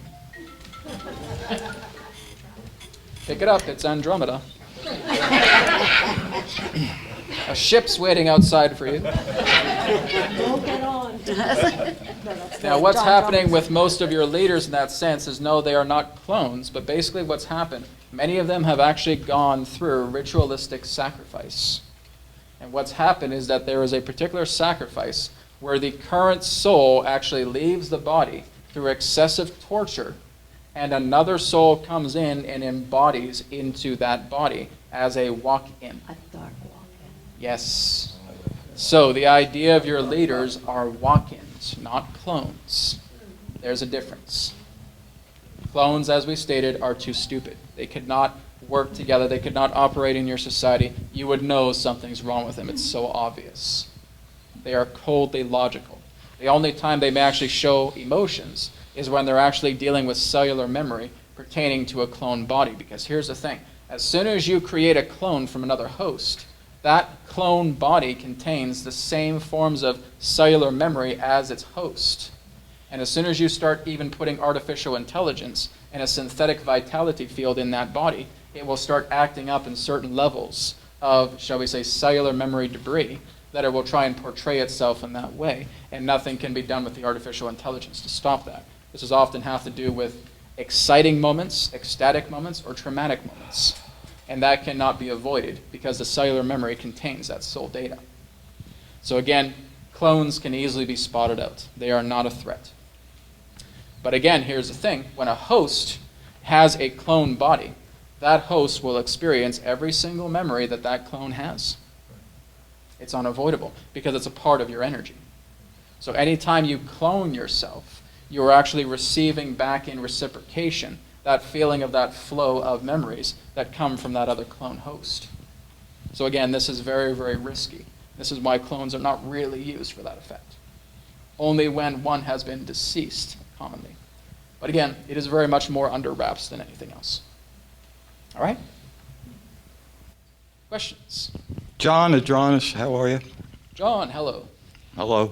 My question's on animals. I read in the Law of One, if you invest in an animal, say a dog, they lose their pack mentality and become aware they can move up. They would become graduates to third density, yes, at the end of their life become- because of their connection to humanity. So they become not dogs? They become animals in that way, but they have animal intelligence that is on par with the idea of human consciousness. Have you noticed that you've watched many videos where animals are actually acting like humans? Yes, yes, yes. They're opening doors, they're smiling. They're doing many human-like things. This, again, is proof of the pudding, as you would say, relating to what the law of one is saying. Right. When an animal comes into human consciousness, it will be a living mirror. And so it will start eating like a human, it'll start dressing like a human, it'll start pushing a carriage down the street like a human, may even start to drive a car, for example. But again, nonetheless, that is where it's moving into that aspect of graduation. Now, here's the thing. There are human souls that have transitioned that will actually go into an animal body. And that's why many of them will feel, I feel like a relative is inside my dog because of their behaviors, the way they act. Yes, because when you're a soul, you can choose to become anyone, anything you wish. And so certain relatives will come back into the form of an animal and will want to be with you. You'll just know, you'll pick them up at a pet store, you'll pick them up, and you instantly know, this is my animal. He, she is working with me. And now you'll notice these qualities that they have. They are, again, preeminent from the idea of graduation to becoming a third density intelligence if they have not already been that through this perspective. All right? Awesome. Thank you. Questions? Okay, Nan Gra, I guess that's my name, Nancy Grace, I don't know. Yes, hello. Two things. Did we ever reach the moon in 1969, or was that just a setup?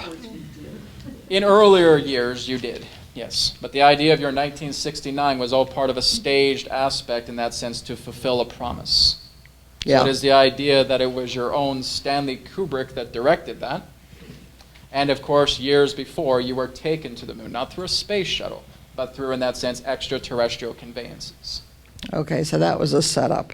The main question is, why in the world does the Creator want to do all this? What's in it for the Creator? Well, you are part of the Creator itself. Here's the thing. If you are truly able to understand what the purity of knowledge is, are you just going to go right into purity? You must know what everything is pertaining to distortion before you can come into purity.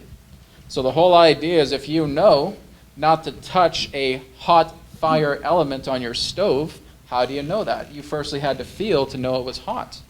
And that could be, in that sense, a very distorted aspect. But now you realize exactly what's hot through the idea of trial and error.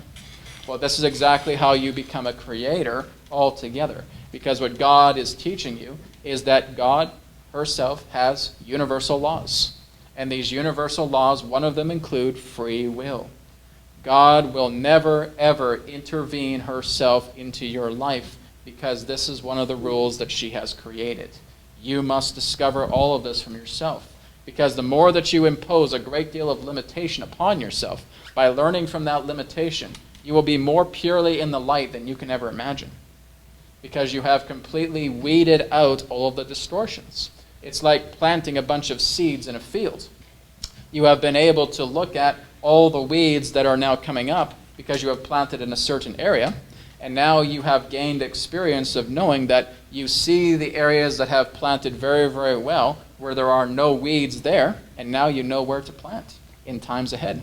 So the experiences of distortion are all parts of the playground of knowledge that you are discovering to eventually move yourself deeper into the light. So, one who in that sense who completely masters their darkness can never be within those shadows again. That is the nature of purity of knowledge. And this is what many of you will experience. You will breach, which means you keep a lot of boundaries around yourselves. And when you finally come to that point where you know that those boundaries are no longer necessary, you're going to step over those lines. And those lines are what we term as the breach. So when you breach your boundaries, you now start to expand your field more and more and more because you are no longer contained within your own self-prison. Nobody has put you in a prison in this planet. It's all based on your choices that you have made that have brought you to where you are right now. There is nobody else. There's you. So you're the one that's playing all of this out appropriately as it needs to happen in order for you to advance to the next level of dimensional transformation, wellness, and harmony back to the Creator, because it's your choices that get you there. Make sense? Yes. Was there a creator before the creator? There has always been the Creator. Okay, just one But the the aspect creator. of the universes is, yes, universes have Creator. But this is the Creator's universe. And this is what you souls are coming in here to do, is learn everything about how life works so that you can become a universal creator yourself, working under God. Because the one that we serve is the God. Not a God, the God. That's whom we serve. This is what Brad has termed as the Creator's path. You are following the aspect of working together with the Creator, and you are working with the intelligence dimension, and now Creator works together through you, and you can do what the Creator shares with you. Just like Jesus said, I am the Father are one. Well, that's the idea of working together in this path. That's how you become a Christed being. A Christed being is one with the Creator. The Son, the Father, the Mother, and the Daughter, as one. That is, again, where you will all eventually be as Christed beings. Look at the impact that happened upon your planet with just one Christed being on your planet. Jesus Christ. He's the most popular person in your entire history books. One Christed being did that. And there was another Christed being that taught him how to do that. Did you know that as well? Mahavatar Babaji was the teacher of Jesus, a Christed being from India, living well over 2,000 years ago, that taught him this understandings when he migrated to India through the help of his uncle, Joseph of Arimathea. So his trip to India was not of consequence. It was indeed divinely led because he was called there. He actually convinced his uncle to take him to India, to take him to a specific spot, to where Mahavatar Babaji resided. His uncle, believing in his nephew, received a similar vision, and they went together as a caravan from the aspect of Israel all the way to India, to that particular little spot in the Himalayan mountains where Mahavatar Babaji resided as a Christed being. A Christed being taught another Christed being to work together with Israel to help align his people and therefore give prophecy that the entire world would reflect upon by understanding I am the Father are one, and the kingdom of heaven is at hand. That is the nature of your entire Jesus Christ. All right?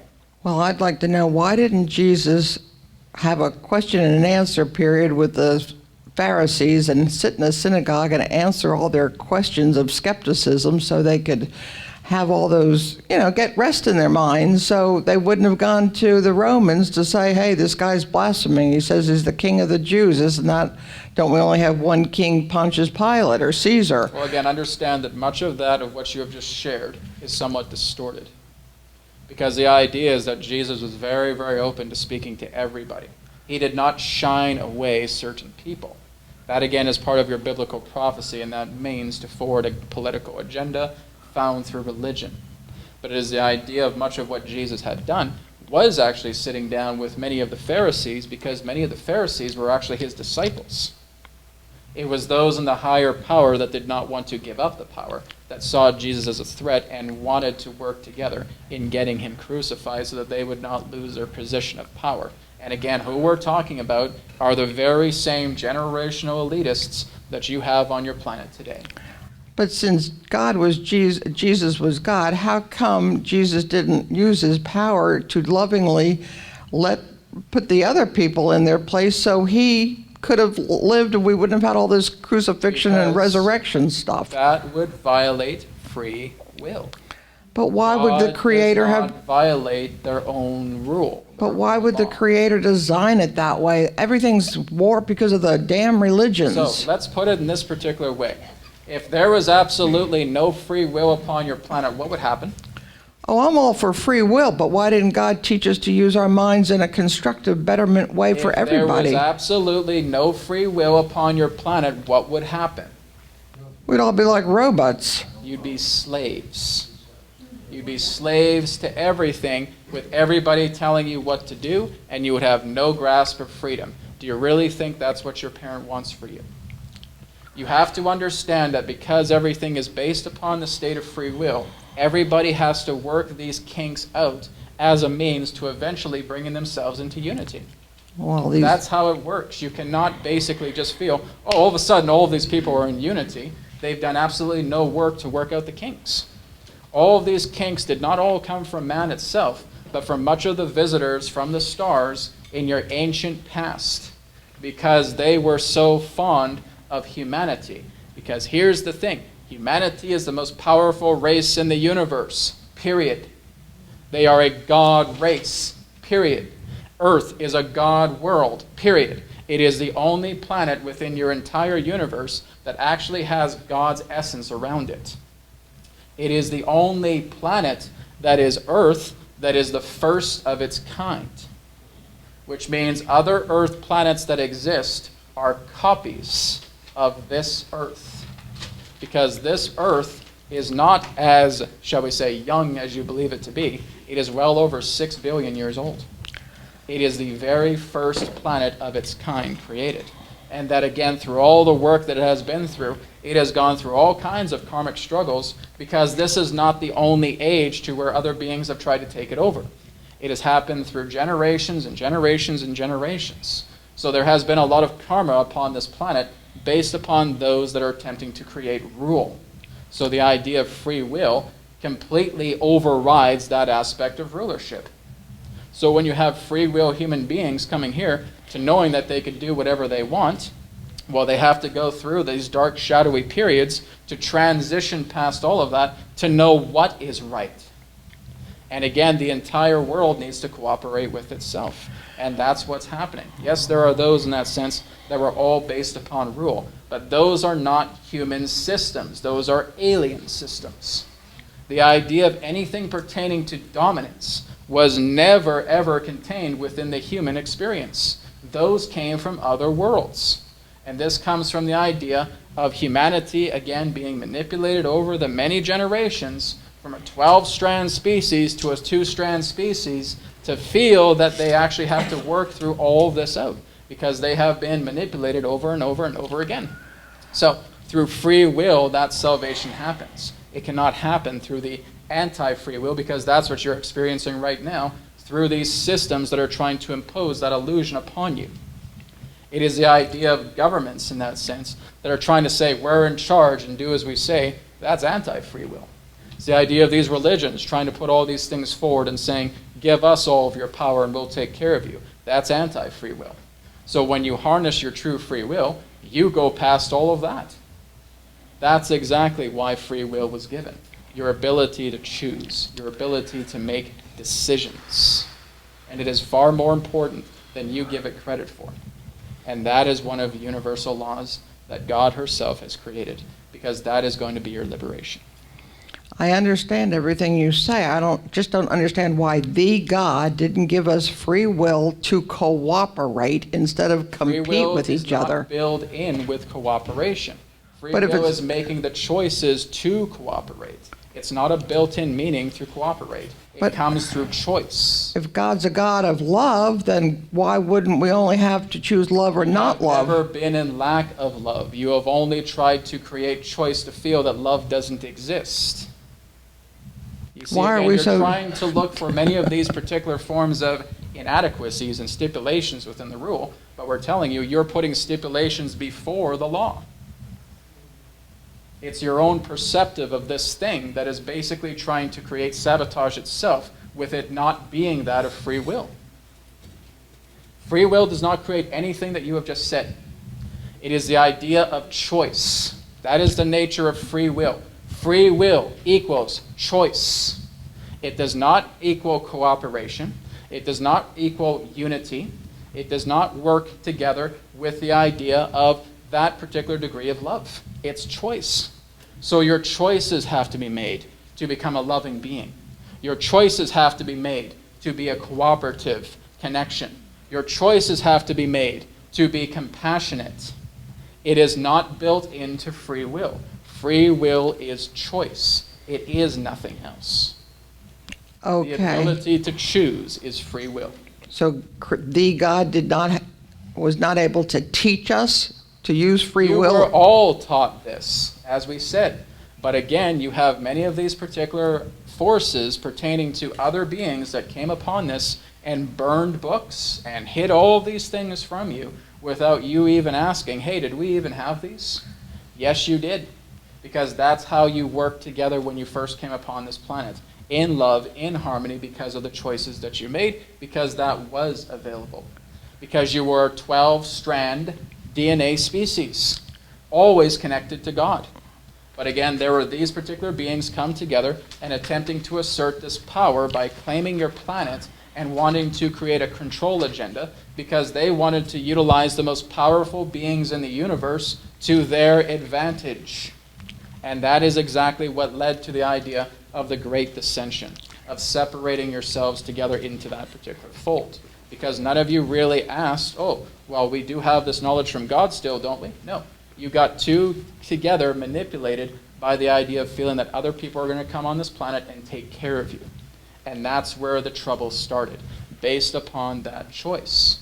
And so now you're making new choices to realize, yes, God is working with us. Yes, God is harmonizing with us. And we can connect at any particular point to God. But we have to get past these systems telling us that there isn't one. But these other So now systems are we're moving into that alignment. But aren't these other systems and entities? They have the same the God, so don't have their separate many God. of them do not feel that they even have the God. They are the gods. That's what they feel. And this is what is termed as soul rebellions. Soul rebellions themselves feel that they are God. They will sabotage every particular form of work that God has ever done because they think that they can create better than God. And that's the type of beings that have infiltrated your planet for many thousands of years. So they're created by the same God, but they're anti-God. Yes, Got it. because of their polarity consciousness, of feeling that they can control everybody and create better than God. And A lot their of humans vibration feel casts themselves out of the higher dimensions into the lower ones. And so third density is one of their prime spots because of their vibration. Now we have to end it there for you, but we want you to digest of everything that we have shared with you, all right? Thank you. We thank you. What is your current time? 9 o'clock on the button. We thank you all for this interaction this evening of your time. I am Adronis of Sirius. We will now return to the conduit and speak to you again, as now is forever, all is one, and God is essence. Goodbye for now.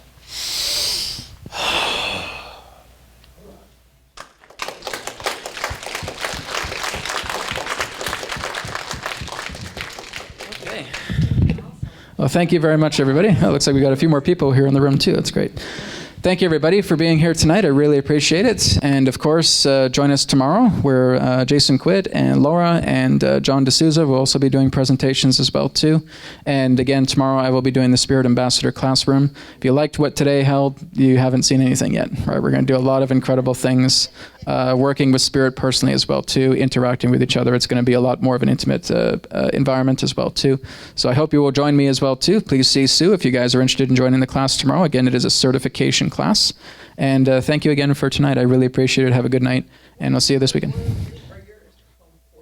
Where am I? I'm in Vancouver, BC, Canada. I'm Canadian. Jason and I are both Canadian. He's in the East, I'm in the West. So we're the only two Canadian presenters here, so I feel special. So thank you again, everybody. Hope you enjoyed the interaction tonight. It is going to be up on YouTube here as well, too. So Brian, our camera guy here, is going to be putting it together. It's going to be on Sue's YouTube channel, and it's going to be on mine as well, too. So feel free to check out the YouTube channels. Probably the next couple of weeks, we should have it up by then. So thank you again, everybody, for tonight, and see you more this weekend. Thank you.